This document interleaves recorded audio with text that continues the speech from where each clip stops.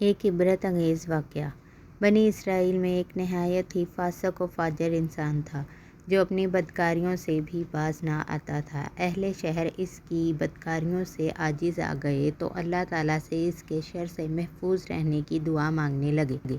اللہ تعالیٰ نے حضرت موسیٰ علیہ السلام کی طرف وحی کی کہ بنی اسرائیل کے فلاں شہر میں ایک بدکار جوان رہتا ہے، اسے شہر سے نکال دیجیے تاکہ اس کی بدکاریوں کی وجہ سے سارے شہر پر آگ نہ برسے۔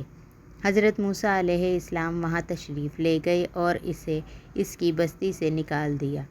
وہ قریب ہی دوسری بستی میں چلا گیا، پھر فرمان الہی ہوا کہ اسے اس بستی سے بھی نکال دیجیے۔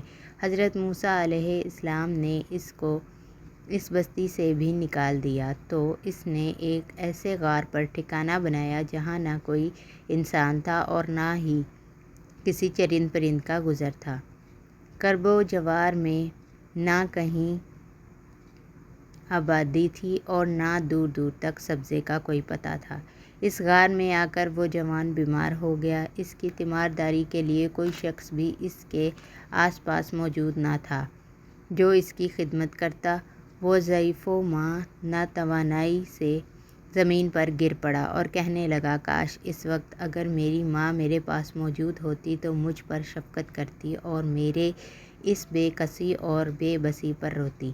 اگر میرا باپ ہوتا تو میری نگہبانی نگہداشت اور مدد کرتا۔ اگر میری بیوی ہوتی تو میری جدائی پر روتی، اور اگر میرے بچے اس وقت موجود ہوتے تو کہتے، اے ہمارے رب، عاجز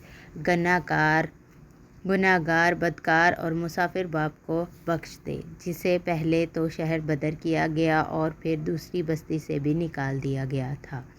اب وہ غار میں بھی ہر ایک چیز سے نا امید ہو کر دنیا سے آخرت کی طرف چلا ہے اور وہ میرے جنازے کے پیچھے روتے ہوئے چلتے۔ پھر وہ جوان کہنے لگا، اے اللہ، تو نے میرے والدین اور بیوی بچوں سے تو دور کیا ہے مگر اپنے فضل و کرم سے دور نہ کرتا تو نے میرا دل عزیزوں کی جدائی میں جلایا ہے۔ اب میرے سراپا کو میرے گناہوں کے سبب جہنم کی آگ میں نہ جلانا۔ اس وقت اللہ تعالیٰ نے ایک فرشتہ اس کے باپ کی ہم شکل بنا کر ایک حور کو اس کی ماں اور ایک حور کو اس کی بیوی کی ہم شکل بنا کر اور غلامہ جنت کو اس کے بچوں کے روپ میں بھیج دیا۔